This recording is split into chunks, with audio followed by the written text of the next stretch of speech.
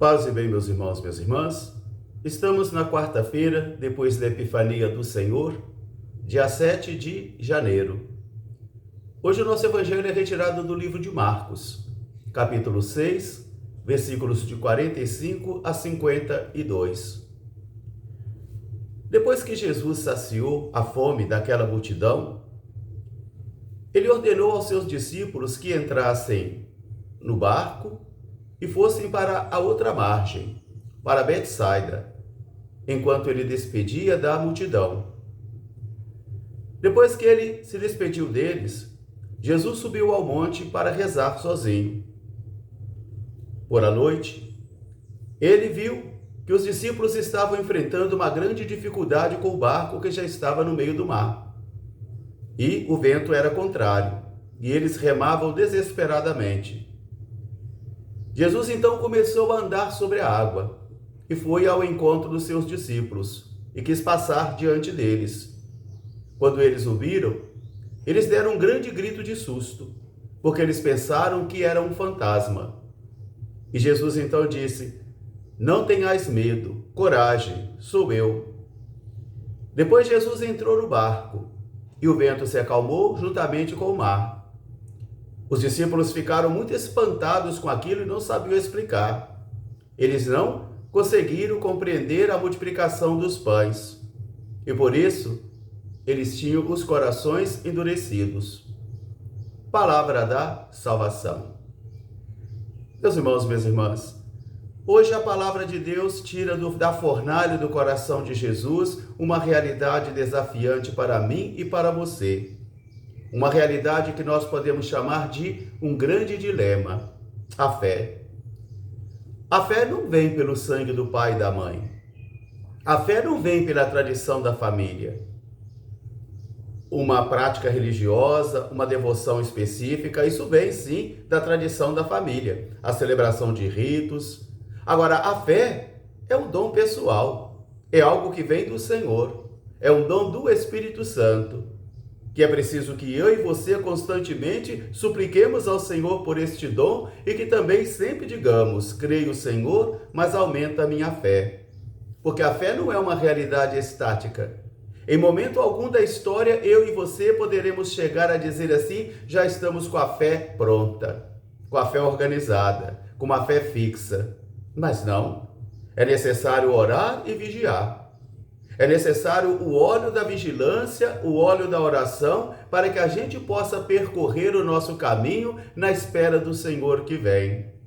Por isso, na primeira leitura de hoje, na primeira carta de São João, ele já começa a falar também sobre a realidade da fé, onde ele vai começar a dizer: aquele que proclama que Jesus Cristo é o Cristo, o enviado, este vem de Deus, este é de Deus, este ama a Deus. E todo o discurso de João hoje, ou toda a reflexão dele, está a partir do amor, porque vai dizer ele: onde há amor, não há temor. Aquele que teme é porque ainda não ama. Por isso que a Deus nós não devemos temer primeiro, a Deus nós devemos amar. E quando as Sagradas Escrituras vão falar do temor ao Senhor, ela fala de temor como reverência, temor como obediência, temor como encantamento, temor como admiração e principalmente temor como obediência à fé. Daí então que o apóstolo vai dizer: onde há amor não há temor, porque aquele que teme ainda não atingiu a perfeição do amor, porque Deus é amor. E se nós amamos a Deus, não somos obrigados a amar a Deus. Agora, nós amamos a Deus porque fomos amados por Ele. É Ele que nos amou primeiro. É Ele que nos amou. E assim, nós sentindo a força desse amor, nós também o amamos, porque ao amor se retribui com amor. Por isso o apóstolo vai dizer: onde há temor, ainda não há um amor perfeito. E a Deus nós devemos amar, não somente temer, mas o santo temor de Deus significa reverência e amor profundo, obediência à fé, por causa do amor que temos com o Senhor. Por causa do amor, porque Ele nos amou primeiro. E é dentro então dessa lógica de João de que onde há amor não há temor, e onde há temor é porque não há amor suficiente. É dentro dessa lógica agora que nós vamos então até esse monte com Jesus que está orando sozinho ao Pai. Depois de todas as grandes atividades pastorais, depois dos grandes encontros que Jesus tem com as pessoas ou com os grupos, ele está ali no monte para adorar e louvar ao Pai, para apresentar ao Pai as suas decisões, as suas ações, para que o Pai confirme estas decisões. Jesus havia saciado a fome daqueles 5.000 homens no evangelho de hoje. Depois Jesus ordena aos seus discípulos, a palavra que usa aí, ordena, que entrem na barca e que partam para o outro lado da margem, para Betsaida, enquanto Jesus vai despedir-se da multidão, e depois de despedir deles, Jesus sobe ao monte para estar em oração com o Pai. E é nesse ambiente de oração, que traz discernimento, que traz revelações do Pai, que Jesus percebe que no meio do mar estão os discípulos enfrentando dificuldades porque o mar estava contrário. Meus irmãos, minhas irmãs, quantas e quantas vezes na vida a barca da minha vida e a barca da sua vida também é agitada pelo mar das ideologias, é agitada pelo mar das dúvidas, é agitada pelo mar das provações, é agitada pelo mar dos sofrimentos, porque o vento também fica contrário. O vento pessoal que nasce de dentro de nós, mas também o vento que vem de nosso exterior. De modo que a barca da nossa vida também fica agitada. E nós também temos que começar muitas vezes a remar contra o vento, porque o vento é contrário. Mas permanecermos no Senhor, permanecermos firmes no Senhor. E são justamente nesses momentos de prova, quando o barco da vida está agitado, quando o vento é contrário, que muita gente duvida da presença do Senhor, que muita gente para de rezar, fica escandalizado com o Senhor e começa a perguntar: mas será que o Senhor existe mesmo? Será que Ele está do meu lado? Porque se Ele estivesse do meu lado, eu não estaria passando por isso. Se Ele estivesse do meu lado, eu não teria esse sofrimento. Mas a fé não tira sofrimento. A fé não tira dificuldades. A fé fortalece. A fé inspira. A fé impulsiona a pessoa.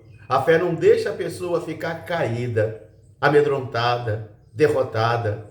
Mas a fé tende a impulsar a pessoa a caminhar e a esperar por dias melhores, porque o Senhor caminha conosco. Jesus vê a dificuldade dos seus discípulos e a barca que está desorientada. Mas Jesus vai ao encontro deles. Jesus quer passar diante deles. Mas mesmo assim, eles, ao ver um vulto caminhando, ao ver Jesus caminhando, eles se assustam ainda mais porque pensam que é um fantasma.